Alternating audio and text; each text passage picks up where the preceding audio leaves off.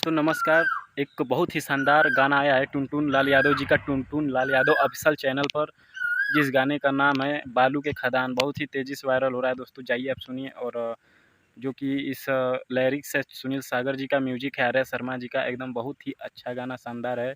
टुनटुन यादव जी का गाना है और साथ में गाई हैं फीमेल सिंगर काजल, ऐसे ही कुछ करके नाम है। जाइए आप लोग सुनिए और बहुत सारा प्यार दीजिए। बहुत ट्रेंडिंग में चल रहा है इंस्टाग्राम रील पर बालू के खदान।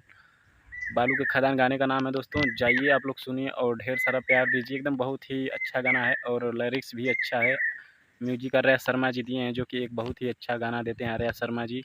तो दोस्तों जाइए, बहुत प्यार दीजिए इस गाने को और टुनटुन लाल यादव जी को एकदम सपोर्ट, पूरा सपोर्ट कीजिए। और बालू के खदान गाने को एकदम जल्द से जल्द इसे 100 मिलियन करिए और कोशिश करिए 100 मिलियन करने का। फ़िलहाल 10 मिलियन तो हर एक गाना उनका जा रहा है। एकदम बहुत ही अच्छा गाना है, शानदार गाना है।